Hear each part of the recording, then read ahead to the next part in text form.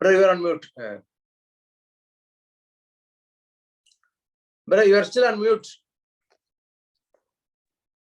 Can you hear me now? Yes. Okay. Praise be to God again for this evening. மீண்டுமாக இந்த இனிய மாலை வேளைக்காக கர்த்தருக்கு நன்றி செலுத்துகிறேன். As we have been looking at the topic of covenants in the scriptures. உடன்படிக்கைகளை குறித்து வேதம் என்ன கூறுகிறது என்பதை குறித்து நாம் சிந்தித்துக் கொண்டிருக்கின்றோம். In the previous week we learned about the covenant at creation. முதலாவதாக சிருஷ்டிப்பிலே ஆண்டவருடைய உடன்படிக்கை குறித்து பார்த்தோம். And we saw that even though the word covenant is lacking, the elements of a covenant relationship are present. The elements of our covenant relationship are present. அங்கே நாம் உடன்படிக்கை என்ற வார்த்தையை பார்க்காவிட்டாலும் உடன்படிக்கைக்குரிய மூலக்கூறுகள் எல்லாம் சிருஷ்டிப்பிலே இருக்கிறதை நம்மால் கவனிக்க முடிந்தது.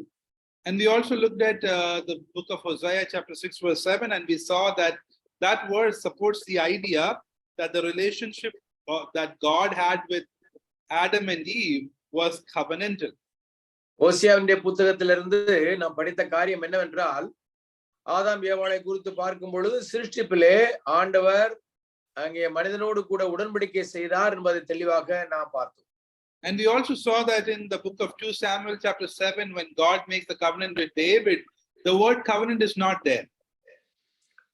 2 சாமுவேல் 7வது அதிகாரத்திலும் கூட தாவீதோடு கூட ஆண்டவர் உடன்படிக்கை செய்யும் பொழுது அங்கும் உடன்படிக்கை என்ற வார்த்தை அங்கே இல்லாமல் இருக்கிறதை நீங்கள் கவனிக்கலாம். But we see that even in the Davidic covenant, as we will be learning about that covenant in the coming weeks, we see the elements of a covenant were present. It's present in that covenant with King David. வரப்போகிற நாட்களிலே தாவீதோடு கூட ஆண்டவர் செய்யக்கூடிய உடன்படிக்கை குறித்து நாம் பார்க்க போகிறோம். அதற்கு முன்பதாக அந்த உடன்படிக்கையிலும் கூட நாம் அனைவரும் ஏற்றுக்கொள்ளுகிற அந்த தாவீதின் உடன்படிக்கையிலும் கூட உடன்படிக்கை என்ற வார்த்தை இல்லை என்பதை நீங்கள் கவனிக்க நான் வேண்டுகிறேன். So the elements of a covenant are present in the creation covenant, and there are blessing. There is blessing that has been promised for obedience, and cursing that has been given in the case of disobedience. உடன்படிக்கை குறித்து பார்க்கும் பொழுது நாம் கவனிக்க வேண்டிய காரியம் என்னவென்றால், கீழ்ப்படியும் பொழுது அங்கே ஆசீர்வாதத்தையும் கீழ்ப்படியாமல் இருக்கும் பொழுது அங்கே சாபத்தையும் நம்மால் கவனிக்க முடிகிறது. And we also saw that Adam and Eve were made in God's image to rule the world on his behalf.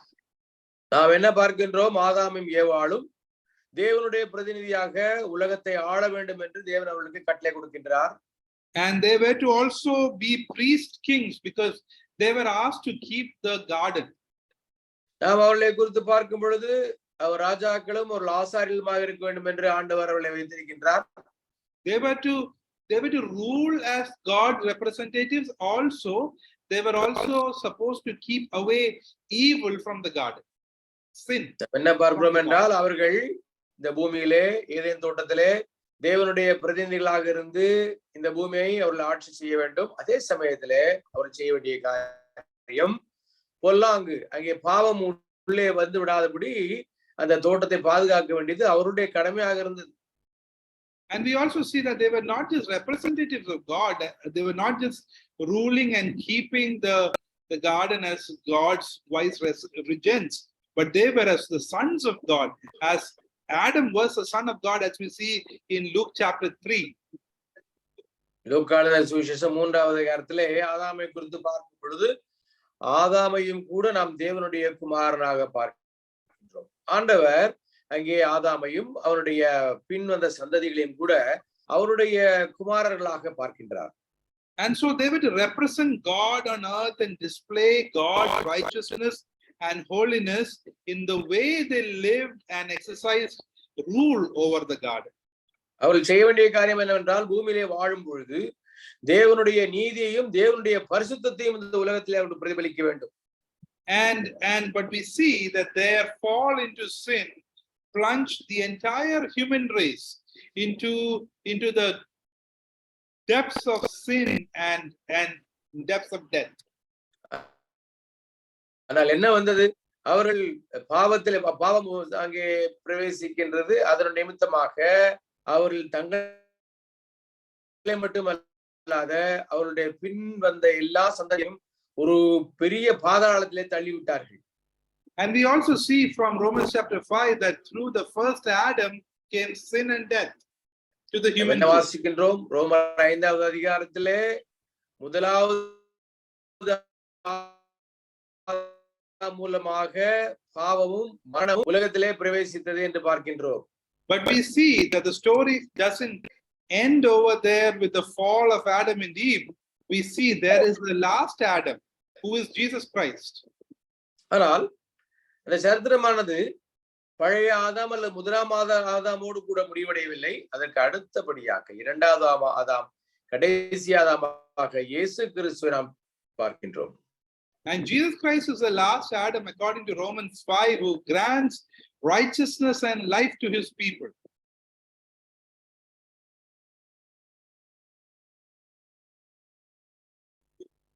அவர்களுக்கு நீதியையும் பாவ மன்னிப்பையும் அவர் கொடுக்கின்றார்.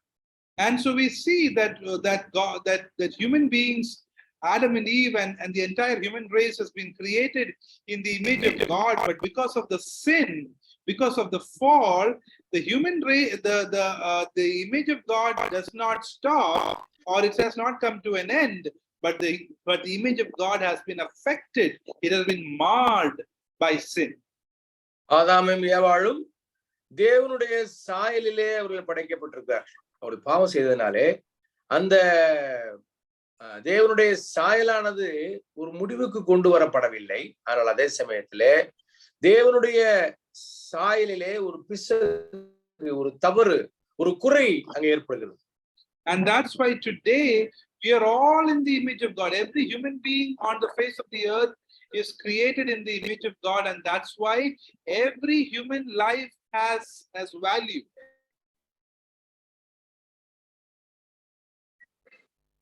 அனைவரும் சாயலிலே படைக்கப்பட்டிருக்கின்றோம். அதனால் தான் நமக்கென்று ஒரு மதிப்பீடு இருக்கிறது. And we also see that as Christians, as believers, today we are being restored to the image of Christ, because Adam and Eve was created to be like God, to actually reflect God. That is the whole purpose of creation. சிருஷ்டிப்பினுடைய நோக்கம் என்னவென்றால் ஆதாமும் ஏவாளும் பின்வரக்கூடிய எல்லோரும் தேவனுடைய சாயலை பிரதிபலிக்க வேண்டும் என்பதற்காகத்தான் ஆண்டவர் நம்ம எல்லாம் படைத்திருக்கின்றார். And today, by the grace of God, through Jesus Christ, we are being made, we are being transformed, as Paul says in 2 Corinthians, from one level of glory to another degree of glory. We are being made and transformed to be more like Jesus. And in the future, soon and very soon, we will be like Jesus when we get to eternity.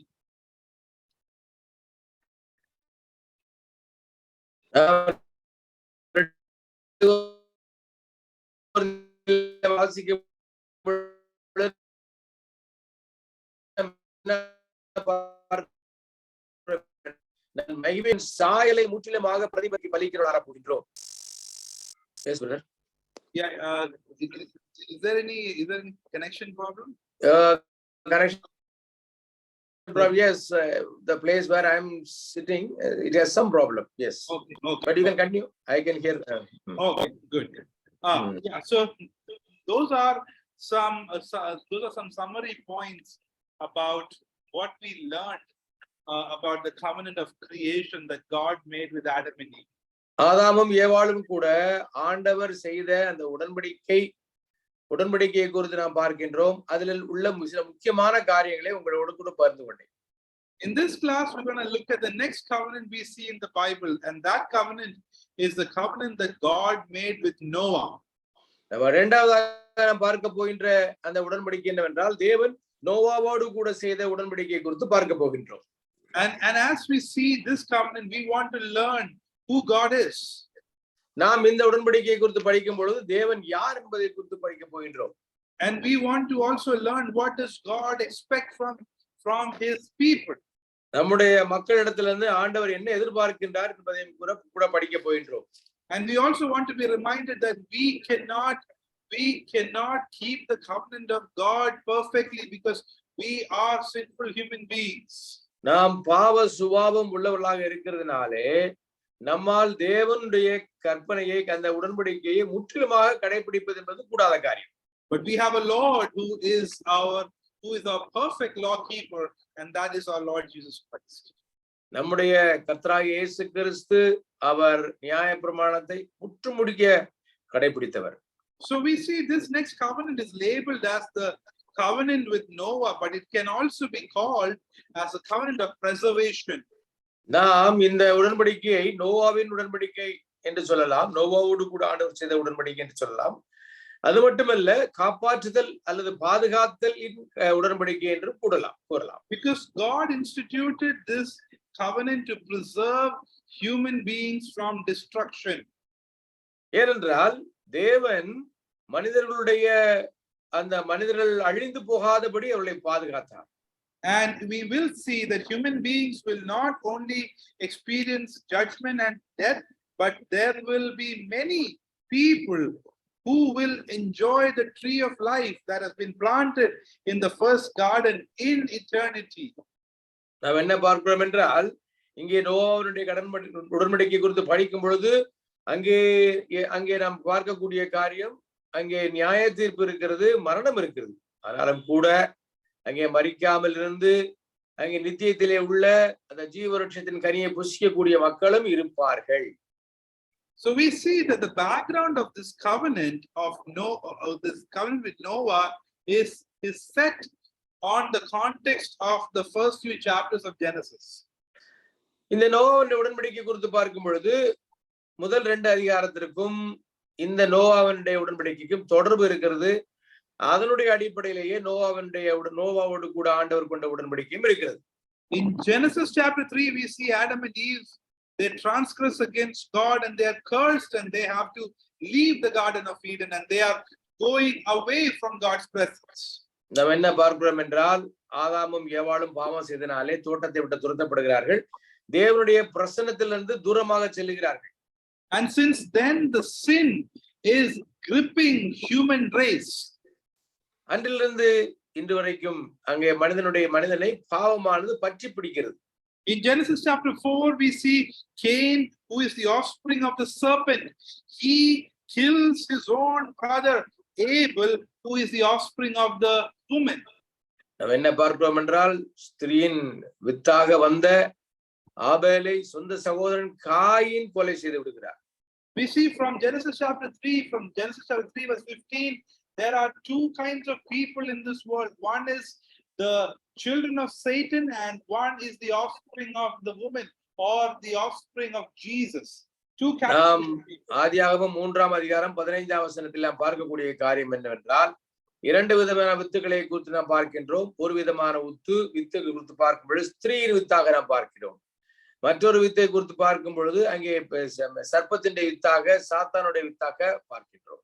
So everyone who continues in sin belong to the offspring of Satan, but everyone who believes in God by faith, they belong to the offspring of the woman.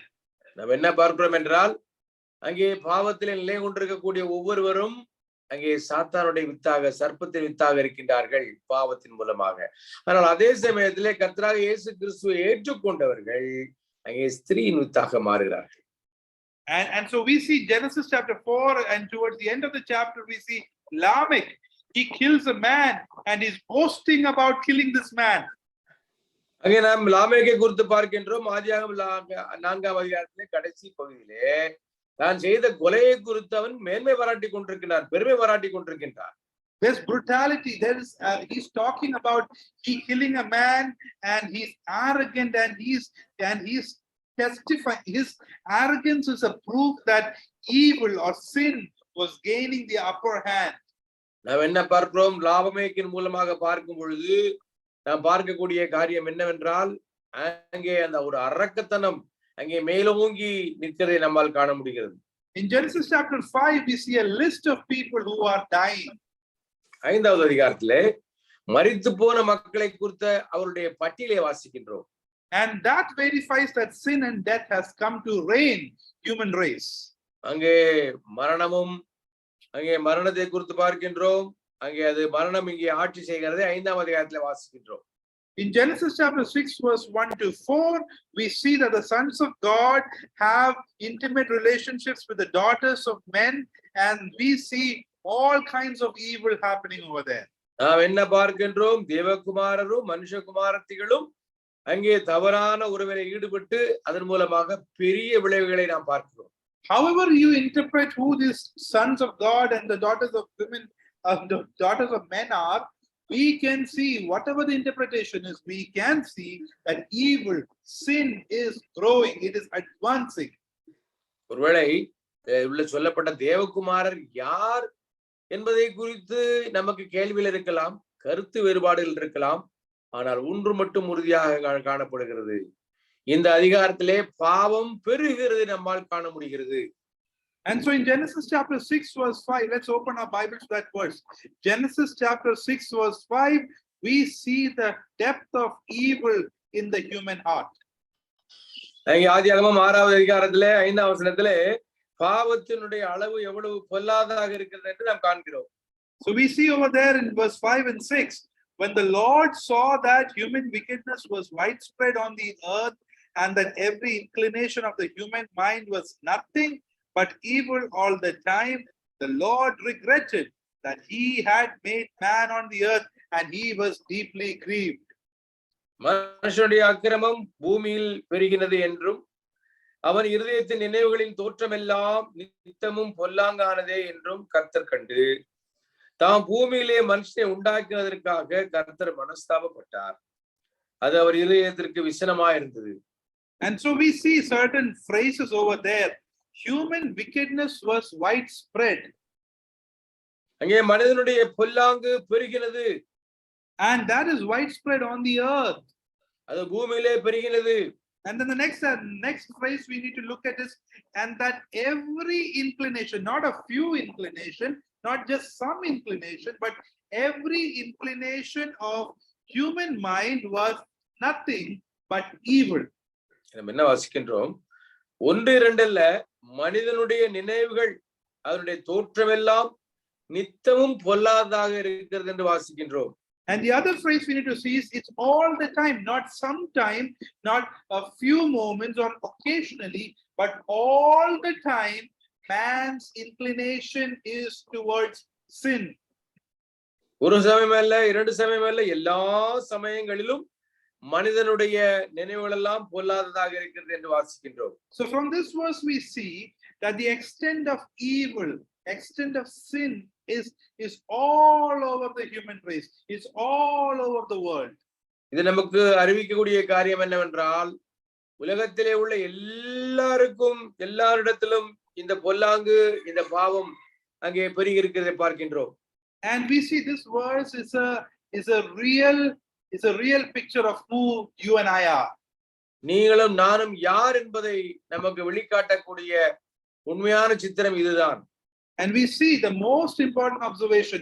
Who is making this observation? It is the Lord himself who is making this observation about man. நாம் கவனிக்க வேண்டிய காரியம் என்னவென்றால், இக்காரியங்களை குறித்து உன்னிப்பாக கவனித்து நமக்கு பதிவு செய்வதற்கு ஏதுவாக காரியங்களை வெளிப்படுத்துகிறது யார் என்றால் கர்த்தர் தாமே அதை வெளிப்படுத்தி இருக்கின்றார். And in verse 7, in verse 6, what do we see? The Lord regretted that he had made man on the earth, and he was deeply grieved. Or God's heart becoming sorrowful because of his creation sinning. 6வது வசனத்திலே தாம் பூமியிலே மனுஷனை உண்டாக்கினதற்காக கர்த்தர் மனஸ்தாபப்பட்டார், அது அவர் இருதயத்திற்கு விசனமாய் இருந்தது என்று வாசிக்கின்றோம். So we see God's response towards human sin. மனிதனுடைய பாவத்திற்கு தேவனுடைய பிரதிபலிப்பு என்ன என்பதை இங்கே காண முடியும். He is regretting. அவர் வருந்துகிறார் மனுஷனை உண்டாக்கியதற்காக. And he is also deeply grieved. Our விசனப்படுகிறார். And his response is according to his righteous and holy character. அவர் இந்த விதமாக விசனப்படுவதற்கு காரணம் அவருடைய நீதியும் அவருடைய பரிசுத்தமும். We see today that people love to talk about God's love. தேவனுடைய அன்பை குறித்து பேசுவதற்கு அநேகருக்கு விருப்பம். it's so good to hear that God is loving and He's kind and He's merciful. தேவன் அன்பாக இருக்கிறார், இரக்கமுள்ளவராக இருக்கிறார், கிருபை உள்ளவராக இருக்கிறார் என்பதை குறித்து கேட்பதற்கு நமக்கு மகிழ்ச்சி. It's true. All of that is true. But let's not forget that God is also righteous and He's holy. He's just. His character is true and holy. And He cannot tolerate human sin. He cannot tolerate yours and my sin. அது எல்லாம் உண்மைதான். ஆனால் அதே சமயத்திலே அவர் நீதி உள்ளவராகவும் பரிசுத்தம் உள்ளவராகவும் இருக்கிறதுனாலே உங்களுடைய என்னுடைய பாவத்தை அவரால் கண்டும் காணாதவர் போல இருக்க முடியாது. And hence God says, according to His righteous character, according to His holy character, He says, I'm going to wipe away the mankind. I'm going to wipe ஆகையால் away. தேவன் தன்னுடைய நீதினாலும் பரிசுத்தத்தினாலும் அவர் சொல்லக்கூடிய காரியம் என்னவென்றால், நான் இந்த பூமியிலிருந்து மனுஷனை அகற்ற போகிறேன் என்று கூறுகிறார். And from verse 7 and verse 13, we see that except for the fish of the sea, every other creature is going to be wiped off. மீனை தவிர மற்ற எல்லா சிருஷ்டிப்பும் இந்த உலகத்திலிருந்து அழிக்கப்பட போகிறது என்று பார்க்கின்றோம். But we see out of all of the sinful humankind, there was one man who was blameless, who found favor in the eyes of God. இவ்வளவு தூரம் எல்லோரும் அங்கே பாவத்தில் ஈடுபட்டிருந்தாலும் அங்கே ஒரு மனிதன் தேவனுடைய பார்வையிலே அவன் கிருபை பெற்றான். In verse 9, we see Noah was a righteous man, blameless among his contemporaries. Noah walked with God. ஆதியாகமம் 6வது அதிகாரம் 9வது வசனத்திலே நோவாவின் வம்ச வரலாறு. நோவா தன் காலத்தில் இருந்தவர்களுக்குள்ளே நீதிமானும் உத்தமனுமாயிருந்தான். நோவா தேவனோடே சஞ்சரித்துக் கொண்டிருந்தான். Here from this verse we see that Noah is having the favor of God. He's blameless, he's righteous because he was walking with God. தேவனை குறித்து பார்க்கும் பொழுது அவன் நீதிமான் உத்தமன். ஏன்? அவன் தேவனோடு சஞ்சரித்துக் கொண்டிருந்தனாலே அப்படி இருந்தான். In Hebrews chapter 11 verse 7, in the list of faith heroes, we see that Noah walked with God by virtue of his faith. நாம் எபிரேயர்கள் நிருபம் 11வது அதிகாரத்திலே விசுவாசிகளுடைய பட்டியலிலே நாம் காண்கிறது என்னவென்றால், நீதிமான் நோவாவை குறித்து பார்க்கும் பொழுது அவன் நீதிமான் என்ற தேவன் அங்கே அவனை குறித்து சாட்சி கொடுக்கிறதையும் நாம் பார்க்கின்றோம். And so Noah did not earn God's merit or favor because of his own works. It is because of the faith that Noah had, and that faith is coming from God. God is the giver of that faith to Noah. நீங்கள் அறிந்திருக்க வேண்டிய ஒரு காரியம், நோவாவினுடைய கிரியை நிமித்தமாக அவன் தேவனுடைய கிருபையை பெற்றுக் கொள்ளவில்லை. தேவனுடைய கிரியையினாலே நோவா தேவனுடைய கிருபையினாலே நோவா சரியான கிருபையை செய்தான். And so we see that Noah found the favor of God and his family, and so Noah and his family and some of the animals who entered the ark of God, they are saved. நாம் என்ன பார்க்கிறோம் என்றால், நோவாவும் அந்த பேழைக்குள்ளே சென்ற அவனுடைய குடும்பத்தாரும் அந்த பேழைக்குள்ளே சென்ற மிருகங்களும் அந்த பெரிய அழிவிலிருந்து காப்பாற்றப்பட்டன. And we see that God's righteous judgment is on this world, this sinful world. தேவனுடைய நீதியானது பாவம் நிறைந்த இந்த உலகத்தின் மேல் இருந்தது. And we see in verse 30, then God said to Noah, I have decided to put an end to every creature, for the earth is filled with wickedness because of them. Therefore I'm going to destroy them along with the earth. அங்கே ஆண்டவர் என்ன சொல்கிறார் என்றால், நான் இந்த பூமியிலே உள்ள எல்லா மனிதர்களையும் மிருகங்களையும் நான் அழிக்கப் போகிறேன் என்று அவர் கூறுகிறார். And we see after the flood waters receded, we see that Noah and his family and those animals inside the ark, they come out of the ark. நம்ம என்ன பார்க்கிறோம், அந்த ஜலப்பிரளயத்திற்கு அப்புறமாக நோவாவும் நோவாவுடைய குடும்பத்தாரும் அந்த மிருகங்களும் அந்த பேழையை விட்டு வெளியே வருகிறதை பார்க்கின்றோம். And so now God makes a covenant with Noah. நாம் இங்கே தேவன் நோவாவோடு கூட ஒரு உடன்படிக்கை செய்கிறார். In verse 18 we see that God tells Noah before the flood waters come onto the earth to destroy every creature. God says, but I will establish my covenant with you, and you will enter the ark with your sons, your wife, and your sons' wives.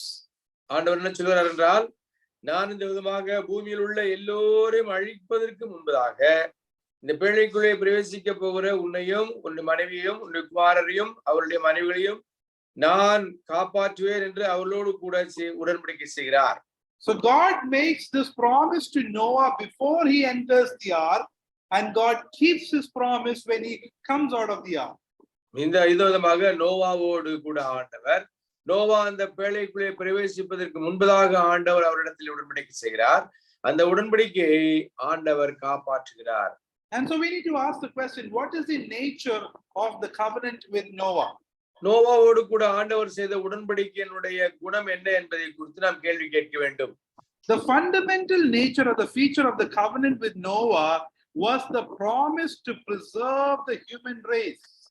அங்கே நோவாவோடு கூட ஆண்டவர் செய்த உடன்படிக்கையினுடைய சாராம்சம், ஒட்டுமொத்த சாராம்சம் என்னவென்றால், தேவன் அழிந்து போய் கொண்டிருக்கின்ற அந்த மனு குலத்தை அவர் காப்பாற்ற விரும்புகிறார். Which is seen by God's protection for Noah and his family inside the ark while the flood is raging and destroying the world outside of the ark. இந்த உலகம் முழுவதையும் அந்த ஜலப்பிரளயமானது பேழைக்கு வெளியே அழித்து கொண்டிருக்கும் பொழுது, பேழைக்கு உள்ளே உள்ள நோவாவையும் நோவாவின் குடும்பத்தாரையும் தேவன் காப்பாற்றுகிறார். So hence we need to understand this one thing. The major fundamental feature of the covenant with Noah is the promise to preserve human race. நோவாவோடு கூட ஆண்டவர் செய்த உடன்படிக்கையின் அடித்தளம் என்னவென்றால், ஆண்டவர் அழிந்து போகக்கூடிய அந்த மனுக்குலத்தை அவர் பாதுகாக்கின்றார். And we will see in a short moment, we will see why God is going to preserve human race. தேவன் ஏன் அந்த மனுக்குலத்தை காப்பாற்ற போகிறார் என்று பார்க்க போகின்றோம். And so fast forward, let's come to chapter 8. 8வது அதிகாரத்திற்கு வருவோம். As long as human life continues, God says in 8 verse 21 that as long as human life continues, the ground will never again be cursed as it was in the flood. என்ன பார்க்கிறோம் என்றால், தேவன் நோவாவின் காலத்திலே ஜலப்பிரளயத்தினால் பூமி அழித்தது போல இனி ஒரு முறை ஜலத்தினால் அழிக்க போவதில்லை என்று அவர் வாக்குறுதி கொடுக்கின்றார். And also in verse 22, God says that the regular seasons of winter and spring and summer and fall will continue and human life will not be extinguished again. 22வது வசனத்திலே பூமியில் உள்ள நாளளவும் விதைப்பும் அறுப்பும் சீதளவும் உஷ்ணமும் கோடை காலமும் மாரி காலமும் பகலும் இரவும் ஒழிவதில்லை என்று தம்முடைய உள்ளத்திலே சொன்னார். அதாவது இதற்கு அப்புறமாக மனுக்குலம் அழிக்கப்பட போவதில்லை வெள்ளத்தால் என்பதை அவர் உறுதிப்படுத்துகிறார். So we see that the covenant was not just made only with Noah, but this applies to all living creatures and human beings. அங்கே தேவன் நோவாவோடு மட்டுமல்ல, அன்று உயிரோடு இருக்கக்கூடிய மக்களோடும் கூட, அந்த எல்லா ஜீவராசிகளோடும் கூட இந்த உடன்படிக்கையை அவர் செய்கின்றார். We will just read from Genesis chapter 9 verses 8 onwards to verse 11. ஆதியாகமம் 9வது அதிகாரம் 8ஆம் வசனத்திலிருந்து 11 வரைக்கும் வாசிப்போம். பின்பு தேவன் நோவாவையும் அவன் குமாரரையும் நோக்கி, நான் உங்களோடும் உங்களுக்கு பின்வரும் உங்கள் சந்ததியோடும் உங்களோட பேழையிலிருந்து புறப்பட்ட சகல ஜீவ ஜந்துக்கள் முதல் இனி பூமியில் உண்டாக போகிற சகல ஜீவ ஜந்துக்கள் பரியந்தம் பறவைகளோடும் நாட்டு மிருகங்களோடும் உங்களிடத்தில் இருக்கிற பூமியில் உள்ள சகல காட்டு மிருகங்களோடும் என் உடன்படிக்கையை ஏற்படுத்துகிறேன். Can you also read verse 11? Please, sorry. இனி மாம்சமானவர்கள் எல்லாம் ஜலப்பிரளயத்தினால் சங்கரிக்கப்படுவதில்லை என்றும் பூமியை அழிக்க இனி ஜலப்பிரளயம் உண்டாவதில்லை என்றும் உங்களோட என் உடன்படிக்கையை ஏற்படுத்துகிறேன் என்றார். So verse 11 is the essential promise of this covenant. 11வது வசனம் தான் இந்த உடன்படிக்கையினுடைய ஒரு சத்தாக சாராம்சமாக இருக்கிறது. What is God saying? ஆண்டவர் என்ன சொல்கிறார்? that never again shall all flesh be cut off by the waters of the flood, and never again shall there be a flood to destroy the earth. பாருங்கள், மீண்டும் ஒரு முறை இந்த பூமி அழிக்கப்படும்படியாக ஜலப்பிரளயம் வருவதில்லை, இந்த பூமியை அழிக்க ஜலப்பிரளயம் உண்டாவதில்லை என்று அவர் திரும்ப திரும்ப கூறுகிறார். So the fundamental feature of this covenant with Noah is what? It is a promise to preserve the human race. தேவன் நோவாவோடு கூட செய்யக்கூடிய உடன்படிக்கையுடைய சாராம்சம் என்னவென்றால், அன்று இருக்கக்கூடிய அந்த ஒரு மக்கள் கூட்டமானது அழிந்து போவதில்லை, அழிய போக விடுவதில்லை என்பதை பற்றி அவர் கூறுகிறார். And then we see that God sets a sign to confirm his covenant. ஆண்டவர் தன்னுடைய உடன்படிக்கையை அவர் உறுதிப்படுத்துவதற்காக சில அடையாளங்களை கொடுக்கின்றார். We saw in the first class that covenants often have a sign that symbolizes the covenant that's been made. அங்கே உடன்படிக்கையிலே சில அடையாளங்களை நம்மால் காண முடியும். And so here we see that God is setting his bow in the clouds as a sign of the covenant. அங்கே உடன்படிக்கையின் அடையாளமாக தேவன் வானவில்லை வானத்திலே அங்கே வைக்கின்றார். And this is to remember his covenant with his human beings. அவர் தன்னுடைய மக்களோடு கூட தான் செய்த அந்த உடன்படிக்கையை நினைவுகூறுவதற்காக அப்படி செய்கிறார். And we see that in verses 12 to 17. 17ஆம் வசனத்திலே நாம் அதை குறித்து நாம் வாசிக்க முடியும். So we see here that the bow does not mean that God might forget the covenant without the bow. அதாவது இந்த வானவில் இல்லை என்றால் தேவன் அந்த உடன்படிக்கையை மறந்து விடுவார் என்று அர்த்தம் அல்ல. The bow means that it is an ongoing testimony. It's an ongoing symbol to God's faithfulness to his covenant promise. தன்னுடைய உடன்படிக்கையின் வாக்குத்தத்தத்திற்கு ஆண்டவர் வைத்திருக்கக்கூடிய நிரந்தரமான அடையாளம், மக்கள் அதை பார்த்து நினைவுகூறுவதற்கு. Because this covenant is made everlasting. We see that in verse 16. 16ஆம் வசனத்திலே இதை குறித்து பார்க்கும் பொழுது இது ஒரு நித்திய உடன்படிக்கை என்று சொல்லப்பட்டிருக்கிறது. அந்த வில் மேகத்தில் தோன்றும் போது தேவனுக்கும் பூமியின் மேல் உள்ள சகலவித மாம்ச ஜீவன்களுக்கும் உண்டான நித்திய உடன்படிக்கையை, அது நித்திய உடன்படிக்கை என்று சொல்லுகிறது. நான் நினைவு கூறும்படிக்கு அதை நோக்கி பார்ப்பேன் என்று கூறுகிறார். And also in verse 12 we see this covenant is made not just with Noah and his family but with every living creature. நாம் என்ன பார்த்தோம்? இது நோவாவோடும் நோவாவுடைய குடும்பத்தாரோடும் கூட அல்ல, எல்லா சிருஷ்டியோடும் கூட ஆண்டவர் இந்த உடன்படிக்கை செய்தார் என்று நாம் பார்த்தோம்.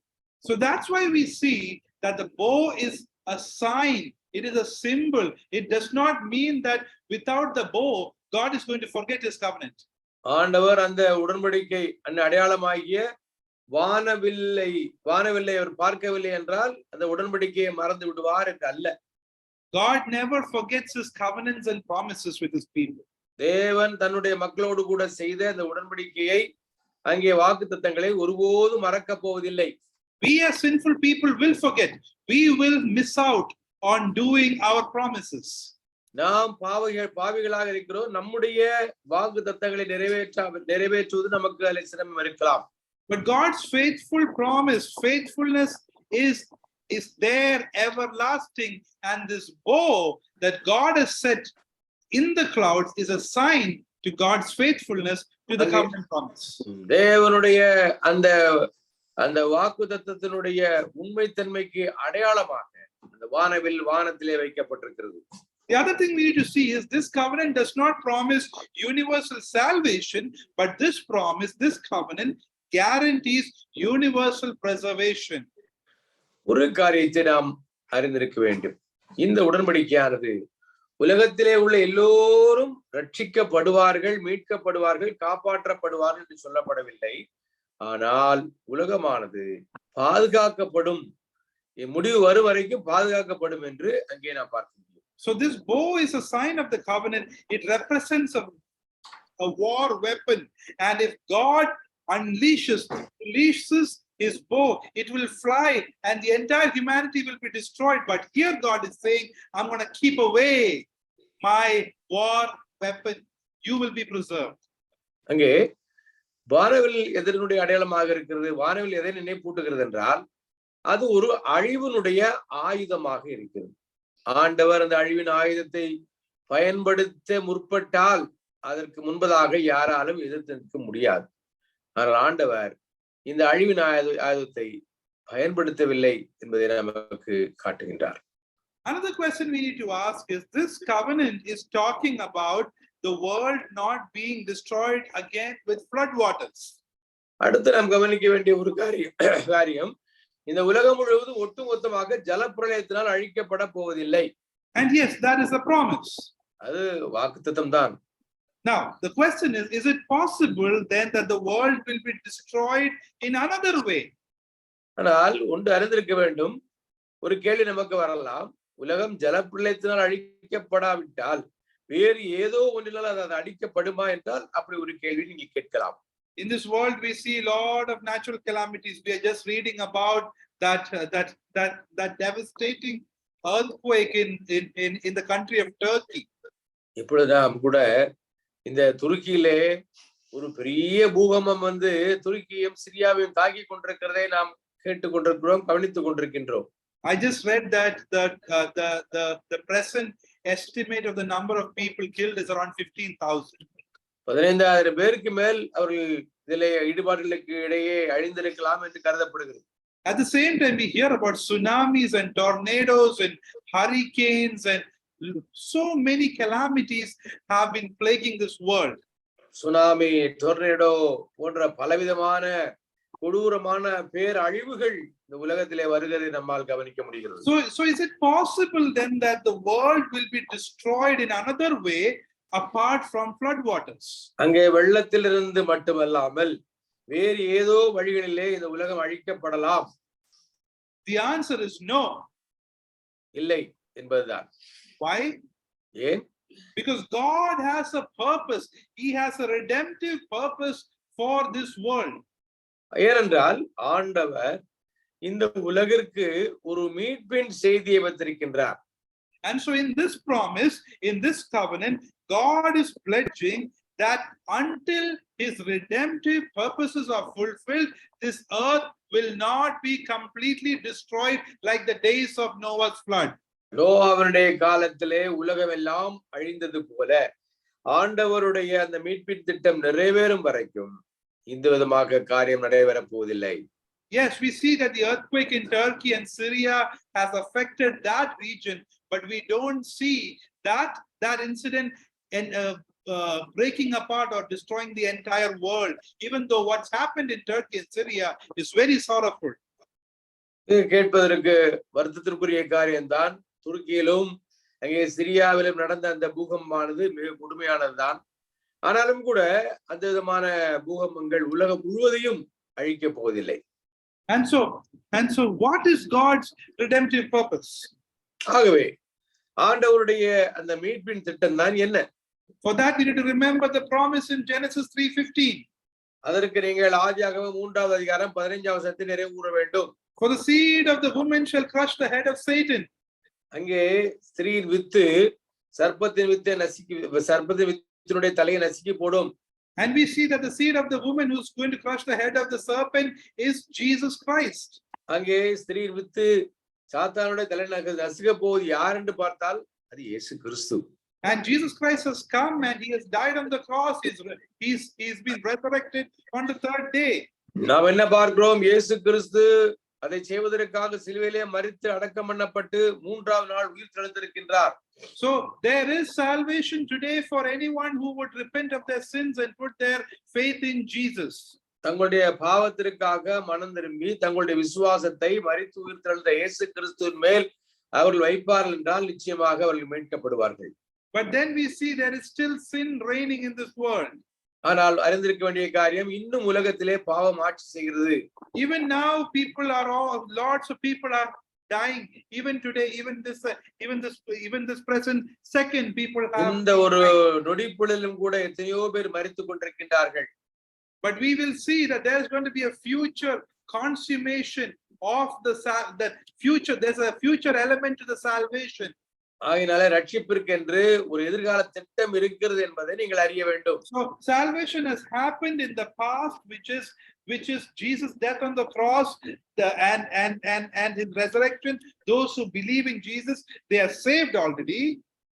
நாம் என்ன பார்க்கிறோம் என்றால் இயேசு கிறிஸ்துவிற்குள்ளாக இருக்கக்கூடியவர்கள் ஏற்கனவே ரட்சிக்கப்பட்டிருக்கின்றார்கள். And today we also see that salvation is going on in the aspect of we becoming sanctified and become more like Jesus. நாம் இங்கே ரட்சிக்கப்பட்டவர்கள் பரிசுத்தமாக்கப்பட்டுக் கொண்டிருக்கின்றோம். மென்மேலும் மென்மேலும் இயேசு கிறிஸ்துவை போல மாறிக்கொண்டிருக்கின்றோம். But salvation is also talked about in a future aspect. அதே சமயத்திலே ரட்சிப்பு எதிர்காலத்தை குறித்தும் அது பேசுகிறது. There will be a final consummation, the day when this heaven and earth will be burnt up, and there's going to be a new creation where Jesus will be there, and everyone who's believed in Jesus will be with him in eternity. நாம் என்ன பார்க்கிறோம் என்றால் இதே பூமியானது வெந்துருகி சாம்பலாகி போகும், பழைய சிருஷ்டிகள் எல்லாம் ஒழிந்து போகும். ஆண்டவர் புது சிருஷ்டியை உருவாக்கி அவரோடு கூட அவர் விசுவாசித்தவர்கள் என்னென்றும் அவர்கள் அந்த சிருஷ்டிப்பிலே அரசாழ்வார்கள் என்று பார்க்கின்றோம். So God is going to preserve this entire human race until that day. அந்த நாள் வரைக்கும் ஆண்டவர் இந்த பூமியை பாதுகாக்க போகின்றார். Until that day, human race will be preserved and then everything will end. அந்த சமயத்திலே அதுவரைக்கும் அங்கே பூமியிலே மனித குலம் பாதுகாக்கப்படும், அதற்கு அப்புறமாக முடிவு வரும். And so that is what this covenant is teaching us. It is talking not about ultimate salvation but ultimate preservation of the human race till the day when Jesus sits on the throne and executes justice. இயேசு கிறிஸ்து அங்கே அவர் ராஜாவாக வீற்றிருந்து அவர் தன்னுடைய அந்த நியாய தீர்ப்பை சொல்லும் வரைக்கும் நாம் இந்த காரியம் நடைபெற போவதை பார்க்கின்றோம். உலகம் முழுவதும் பாதுகாக்கப்படும் அந்த நியாய தீர்ப்பின் வரைக்கும். And so now we need to ask the question, why was the covenant with Noah needed? அடுத்த ஒரு கேள்வி, ஏன் அங்கே நோவாவிற்கும் தேவனுக்கும் இடையிலே ஒரு உடன்படிக்கை தேவை? We see that the covenant of Noah is not mentioned as a new covenant. அங்கே நோவாவோடு கூட ஆண்டவர் செய்த உடன்படிக்கையானது புதிய உடன்படிக்கை என்று அறியப்படவில்லை. We see in Genesis chapter 6 and 8, the covenant was established or something, or it is a continuation of something that happened before. நாம் நோவாவின் உடன்படிக்கை குறித்து பார்க்கும் பொழுது ஏற்கனவே நடந்த சம்பவத்தோடு கூட தொடர்புடைய ஒன்றாகத்தான் இதை பார்க்கின்றோம். இது தனியானதாக ஒரு புதிய உடன்படிக்கையாக நம்மால் காண முடியாது. So it is not a new covenant that was created, but it was a covenant that was established. It's a continuation of the covenant that God made with Adam and Eve. இது ஒரு புதிய உடன்படிக்கை என்று சொல்ல முடியாது. இது ஆதாமோடும் கூட ஏவாளோடும் கூட ஆண்டவர் செய்த உடன்படிக்கையினுடைய ஒரு தொடர்ச்சியாக நோவாவுடைய உடன்படிக்கை இருக்கிறது. So why was a covenant needed, or why was this covenant renewed? இந்த ஒரு உடன்படிக்கையானது ஏன் தேவைப்படுகிறது? ஏன் இந்த உடன்படிக்கையானது அங்கே ஒரு புதிய ஒரு உடன்படிக்கையாக இல்லாதபடி அது புதுப்பிக்கப்படுகிறது? So we saw the context of this covenant, which is a sin of human beings. இதை குறித்து பார்க்கும் பொழுது இதனுடைய சூழல் என்னவென்றால் இது மனிதனுடைய பாவம், அதுதான் இதனுடைய சூழல். And so God judged the world with a flood, and he begins fresh with one man who is Noah. அதுக்கு என்ன பார்க்கிறோம் என்றால் தேவன் இந்த உலகத்தை ஜலப்பிரளயத்தினால் நியாயம் தீர்த்துவிட்டு ஒரே மனிதனால் ஒரு புதிய உலகத்தை அவர் படைக்கின்றார். So will this new start make any difference? இந்த புதிய ஆரம்பம் ஏதாவது ஒரு மாற்றத்தை ஏற்படுத்துமா? Was it possible that the new covenant that the covenant that God established or renews, would that give a new world that is without sin? இங்கே ஆண்டவர் ஒரு புதிய உடன்படிக்கை, அதாவது ஆண்டவர் அந்த உடன்படிக்கையை புதுப்பிக்கிறதுனாலே இது ஏதாவது ஒரு மாற்றத்தை பூமியிலே கொண்டு வருமா? பாவம் செய்யாத ஒரு மனுக்குலத்தை உருவாக்குமா? We saw that God was under no such illusion that this covenant will completely wipe off sin. ஆண்டவர் மிக தெளிவாக அறிந்திருந்தார் இந்த ஒரு உடன்படிக்கையானது நிச்சயமாக பாவத்தை முற்றிலுமாக போக்காது என்று அவர் அறிந்திருந்தார்.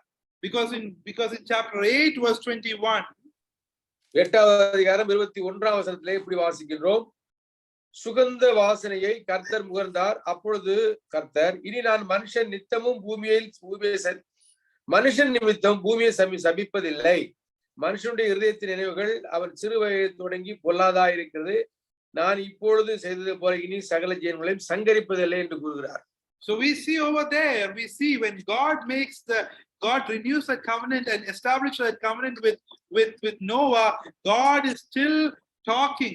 He says, I will never again curse the ground because of human beings, even though the inclination of human heart. Or in other words, God is saying, I am making this covenant with you to preserve you in spite of your heart being sinful. நாம் என்ன பார்க்கிறோம் என்றால், மனிதனை குறித்து பார்க்கும் பொழுது மனிதனுடைய இருதயமானது கடினப்பட்டதாக இருந்தாலும் சரி, முற்றிலுமாக அது கீழ்ப்படியக்கூடிய இருதயமாக இல்லாமல் இருந்தாலும் சரி, ஆண்டவர் அந்த உலகத்தை பாதுகாக்க போவதாக அவர் கூறுகிறார். So with this establishing of the renewing of this covenant with Noah, the fundamental nature of human hearts has not changed since the flood. நீங்கள் அறிந்திருக்க வேண்டிய ஒரு காரியம், நோவாவினுடைய உடன்படிக்கை மனிதனுடைய இருதயத்தினுடைய ஒரு அடிப்படையான அந்த பாவத்தன்மையை மாற்றி அமைக்கவில்லை. God still observes that the intention of the human heart is still evil and sinful. மனிதனுடைய இருதயமானது நித்தமும் பொல்லாததாக இருக்கிறது என்று ஆண்டவர் அறிவார். And we see that God knew that starting over again or making a covenant with Noah will not lead to how it was in the Garden of Eden before the fall. அங்கே நோவாவோடு கூட ஆண்டவர் ஒரு புதிய உடன்படிக்கையை செய்வதனாலே அங்கே மீண்டுமாக Eden தோட்டத்தில் உள்ள பாவமற்ற நிலை வரப்போவதில்லை என்பது தேவன் அறிந்திருந்தார். And also we see in chapter 9, the initial 5 verses, we see there is enmity between creatures and human beings, animals and human beings. நாம் என்ன பார்க்கின்றோம், 9வது அதிகாரத்தினுடைய ஆரம்பத்திலே அங்கே மனிதர்களுக்கும் அங்கே ஜீவன்களுக்கும் இடையிலே பெரிய போட்டி இருக்கிறதை பார்க்கின்றோம். And God tells that human beings are permitted to eat meat, but they should drain off the blood. Don't eat it with the blood. அங்கே ஆண்டவர் என்ன சொல்கிறார் என்றால், மனிதன் அங்கே மிருகங்களை புசிக்கும் பொழுது அங்கே ரத்தத்தை புசிக்க கூடாது என்று கூறுகிறார். So, and also in verse 5 we see that any animal that killed human beings were to be killed. அங்கே என்ன பார்க்கிறோம் என்றால், அங்கே மனிதனை கொலை செய்கிறவர்கள் கொலை செய்யப்பட வேண்டும் என்று அவர் கூறுகிறார். And so we see there is enmity between animals, the animals and the human beings. So enmity is still there. அங்கே மனிதனுக்கு இடையிலே நாம் என்ன பார்க்கிறோம் என்றால், அந்த ஒரு பழி வாங்கக்கூடிய எண்ணம் தொடர்ந்து இருக்கத்தான் செய்கிறது. So this covenant does not mean that sin is removed or the world has gone back to how it was in the Garden of Eden before the fall. நாம் என்ன பார்க்கிறோம் என்றால், அங்கே நோவாவோடு கூட ஆண்டவர் உடன்படிக்கை செய்ததினாலே ஆதாம் ஏவாளுடைய பாவமற்ற தன்மை இருந்த காலத்தை போல அது மாறுவதில்லை என்று நாம் சொல்ல முடியும். So hence, brothers and sisters, we need to remember that this covenant to preserve the world is not based on human goodness, is not based on human godliness and righteousness. தேவன் மனிதனை பாதுகாப்பதற்கு காரணம் மனிதனுடைய நீதியோ மனிதனுடைய பாவமற்ற தன்மையோ கிடையாது, அது தேவனுடைய கிருபை. Instead, the continuity. Today the world is going on, human race is being preserved, we are all being preserved today, even unbelievers are being preserved today only and only because of the mercy of God, not because of our goodness. மனிதன் செய்யக்கூடிய நற்கிரியினால் அல்ல, தேவனுடைய கிருபையினால் மட்டுமே இன்று மனுக்குலமானது அது பாவம் செய்தாலும் பாவத்திலே தொடர்ந்து இருந்து கொண்டே இருந்தாலும் தேவன் அதை பாதுகாக்கின்றார். And so we see that God is extending his common grace to all the human beings today, and that's why rain is falling on believers and unbelievers. There is sunshine on believers and unbelievers. All of these seasons are for every kind of people. நாம் என்ன பார்க்கிறோம் என்றால், தேவனுடைய கிருபையானது நல்லோர் மேலும் தீயோர் மேலும் அங்கே பொழிகிறதை பார்க்கின்றோம். மழையானது நல்லவர்களுக்கும் தீயவர்களுக்கும் ஒரு போல அங்கே தேவன் தன்னுடைய கிருபையினாலே அவர் தருகிறார். பூமியையும் மனுக்குலத்தையும் அவர் பாதுகாக்கின்றார். So what the Noahic covenant teaches us today is, despite human sinfulness, despite the wickedness, despite the disruptions in the natural order, the world will go on. நாம் என்ன பார்க்கிறோம் என்றால், மனிதனுடைய பாவம் தொடர்ந்து இருந்தாலும் அங்கே பலவிதமான போராட்டங்கள் பூமியில இருந்தாலும் ஒட்டுமொத்தமாக மனிதனை அல்லது மனு குலத்தை ஆண்டவர் பாதுகாக்கின்றார். Life will not be removed as how God did through the flood in the days of Noah. நோவாவுடைய காலத்திலே தேவன் அங்கே எல்லா ஜீவராசிகளையும் அவர் மாற்றி போட்டது போல அவர் அப்படி செய்ய போவது கிடையாது. And tragedies and disasters will occur, but the world and the life in it will persist and continue until God's redemptive purposes is completed and fulfilled. அழிவுகளும் பேரழிவுகளும் இந்த உலகத்திலே தொடர்ந்தாலும் ஒட்டுமொத்தமாக மனுக்குலம் அழிக்கப்படாமல் மனுக்குலம் பாதுகாக்கப்படும். எதுவரை என்றால் ஆண்டவருடைய மீட்பின் திட்டம் நிறைவேறும் வரை. And also in Genesis chapter 9 verse 6 we see God instituting human government to restrain evil, because God knows that this world will be sinful. So God says anyone who kills anyone will be punished. So God is showing mercy. He is instituting law and order for sinful human beings. 9வது அதிகாரம் 6ஆம் வசனத்தினுடைய அடிப்படையில் நாம் என்ன பார்க்கிறோம் என்றால், மனிதர்களை ஆளுவதற்காக ஆண்டவர் ஒரு திட்டத்தை ஏற்படுத்தியிருக்கின்றார். ஒரு மனித அரசுகளை அவர் உருவாக்குகின்றார். தவறு செய்வர்களை தண்டிப்பதற்காக அரசாங்கத்தை அவர் ஏற்படுத்துகிறார். ரத்தத்தை சிந்துகிறானோ அவனுடைய ரத்தம் சிந்தப்பட வேண்டும் என்று ஒரு சட்டத்தை அவர் கொண்டு வருகிறார். So we see in 2 Peter chapter 5 verse 5 to 7, chapter 3 verse 5 to 7, we see Peter sees three great events that are happening in this world. One, the creation of the world. Second, the flood during Noah's generation. And third, the destruction of the world by fire when Jesus comes. இயேசு கிறிஸ்து வரும்பொழுது நடக்கக்கூடிய காரியத்தை 2 பேதுரு 3வது அதிகாரம் which verse brother? Chapter 3 verse 5 to 7. 2 பேதுரு 3வது அதிகாரம் 5ஆம் வசனத்தில் வாசிப்போம். பூர்வ காலத்தில் தேவனுடைய வார்த்தையினாலே வானங்களும் ஜலத்திலிருந்து தோன்றி ஜலத்தினாலே நிலை கொண்டிருக்கிற பூமியும் உண்டாயிருக்கிறது என்பதையும், அப்பொழுது இருந்த உலகம் ஜலப்பிள்ளத்தினாலே அழிந்தது என்பதையும் மனதார அறியாமல் இருக்கிறார்கள். இப்பொழுது இருக்கிற வானங்களும் பூமியும் அந்த வார்த்தையினாலே அக்கினிக்கு இரையாக வைக்கப்பட்டு தேவ பக்தி இல்லாதவர்கள் நியாயம் தீர்க்கப்பட்டு அழிந்து போகும் நாள் வரைக்கும் காக்கப்பட்டிருக்கிறது. So we see Peter is referring to the covenant of Noah. For Peter, there are three major events, cataclysmic events of the world. Number one, the creation.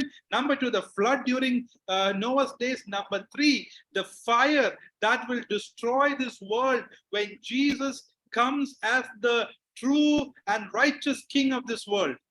நாம் இங்க என்ன பார்க்கிறோம் என்றால் 3 முக்கியமான காரியங்களை பேதுரு அங்கே நினைவு கூறுகிறார். முதலாவதாக சிருஷ்டிப்பை குறித்து அவர் சொல்லுகிறார். இரண்டாவதாக நோவாவின் காலத்திலே ஏற்பட்ட அழிவை குறித்து சொல்லுகிறார். மூன்றாவதாக இயேசு கிறிஸ்து வரும் பொழுது ஒட்டுமொத்தமான அழிவு மீண்டுமாக அங்கே அக்கினியால் வரப்போகிறது என்பதையும் அவர் இங்கே குறிப்பிடுகிறார். So until the day when fire destroys this heaven and the earth that we are living in now, at the return of Jesus, at the judgment day of Jesus, until then this covenant is showing to us that irrespective of human sinfulness, by his grace and mercy, God will preserve the earth, preserve. மனிதனுடைய பாவம் இருந்தாலும் சரி இல்லாவிட்டாலும் சரி, தேவனுடைய கிருபையினாலே எந்த விதமான நிபந்தனையும் இல்லாமல் ஆண்டவருடைய நியாயத்தீர்ப்பு இந்த பூமியிலே வருவரைக்கும் ஆண்டவர் இந்த பூமியில் உள்ள மக்களையும் பாதுகாக்க போகின்றார், பாதுகாப்பார். So I hope you understand the nature of this covenant. ஆகையினாலே இந்த நோவாவோடு கூட ஆண்டவர் செய்த உடன்படிக்கை உங்களுக்கு விளங்குகிறது என்று நம்புகிறேன்.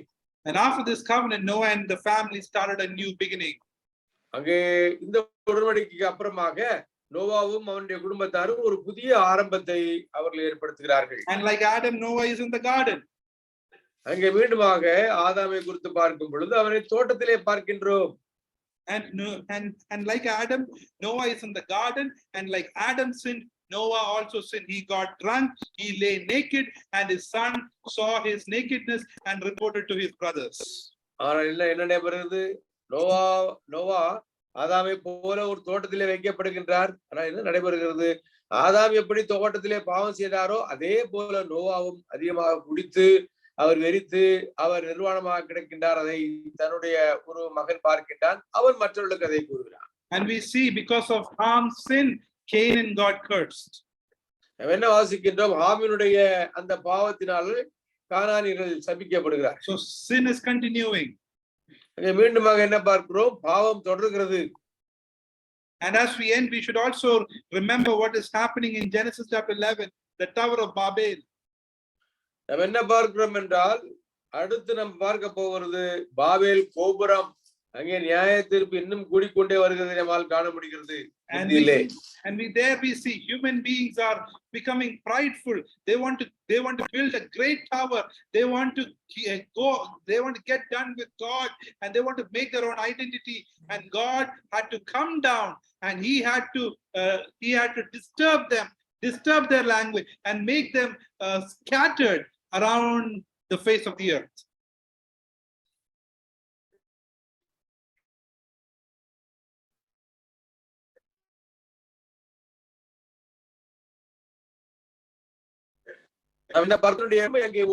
அங்கே பரலோகத்தை தானே அடைய வேண்டும் என்பதற்காக ஒரு பெரிய கோபுரத்தை அவன் கட்டி இந்த விதமாக ஆண்டவரே மேலிருந்து வந்து அவர்களை மீண்டுமாக சிதறடிக்கப்பட செய்ய வேண்டிய ஒரு சூழல் ஏற்படுகிறது. And so we see that human beings were creating a large tower, but God had to come down to see that tower, and that is the mockery of human sin. மனிதனுடைய பாவத்தை குறித்து பார்க்கும் பொழுது மனிதன் உயரமான ஒரு கோபுரத்தை அவன் கட்டுகிறான். ஆனால் ஆண்டவர் தேவன் அங்கே பூமியிலே தாழ வந்து அவனுடைய சூழலை தாறுமாறாக்கி போடுகிறார்.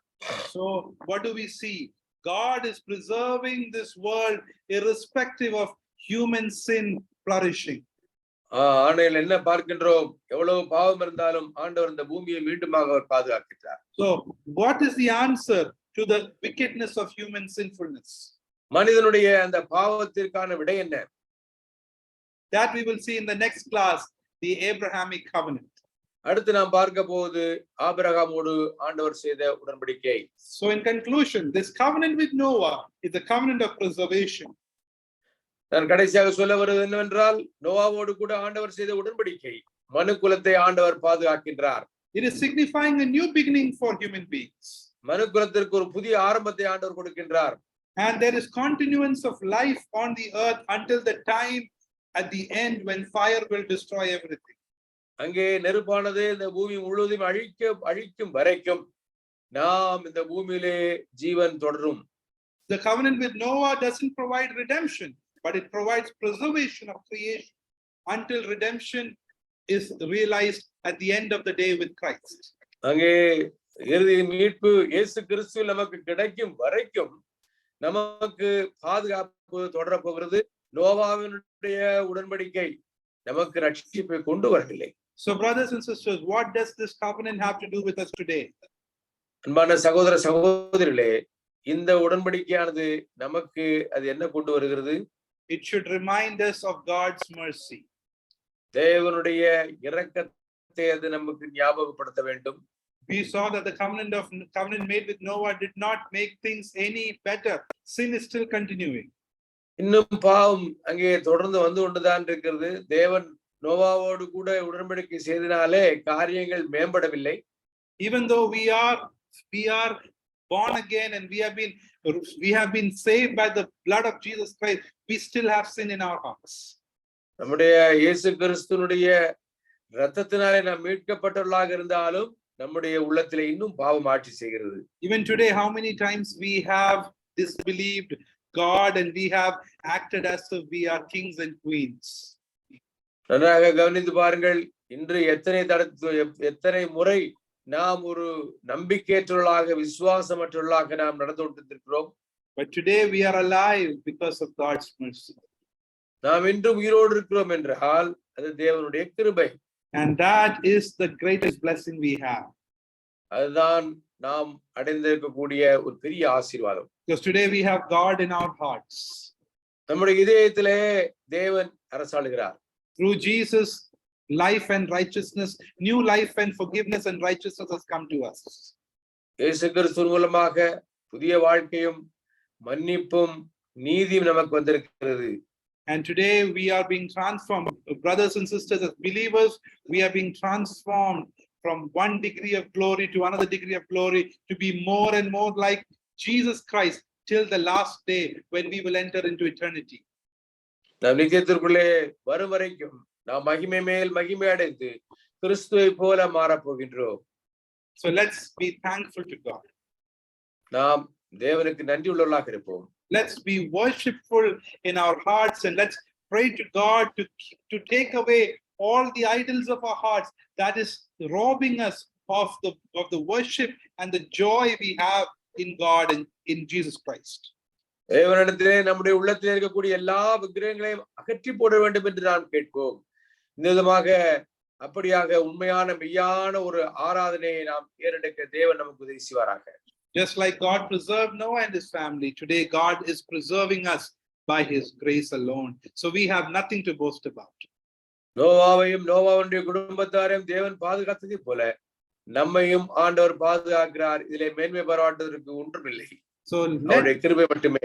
So let Christ be our joy, and let him be our refuge, and let us rejoice in the Lord, and let us trust in the Lord as we go about with our life by trusting him. நம்முடைய வாழ்க்கையை குறித்து நாம் என்ன செய்வோம் என்றால் நாம் அந்த விசுவாசத்தோடு இன்னும் முன்னேறி செல்வோம்.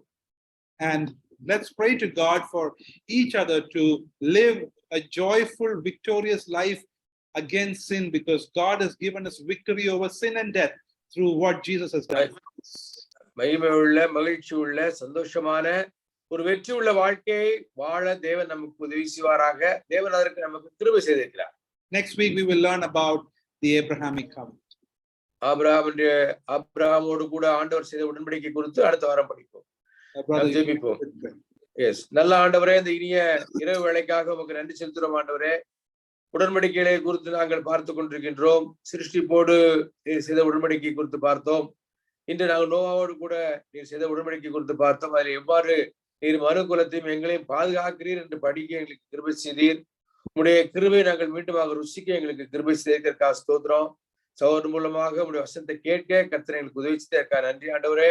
இணைப்பில் உள்ள ஒவ்வொருவரும் ஆண்டவரே மகிழ்ச்சியோடு வாழ கர்த்தர் உதவி செய்யுங்க. துருக்கியிலே கர்த்தாவே, இன்னுமாக சிரியாவிலே இது போன்ற நிலநடுக்கங்கள் நடந்து கொண்டிருக்கும் பொழுது கர்த்தாவே எங்களையும் கூட பாதுகாக்கிறீர். இதற்கு நாங்கள் எந்த விதமான ஒரு தகுதியும் இல்லாதவர்கள். ஆண்டவரே, உங்களுடைய கிருபைக்காக உமக்கு நன்றி செலுத்துகிறோம். ஆண்டவரே, உங்களுடைய கிருபையை மற்றவர்களுக்கு நாங்கள் பிரஸ்தாபப்படுத்த கர்த்தாவே எங்களுக்கு உதவி செய்ய வேண்டும் என்று இடத்திலே கெஞ்சுகிற கர்த்தாவே, நீர் மீண்டுமாக வரப்போகிறீர். அது வரைக்கும் எங்களை பாதுகாக்க போகிறீர். மீட்பின் செய்தியை நாங்கள் மற்றவர்களுக்கு அறிவிக்க அது வரைக்கும் எங்களுக்கு உதவி செய்யுங்க. கிருபைகளை தாங்கட்டும். இயேசுவின் மூலம் பிதாவே, ஆமென். ஆமென். Okay, Okay.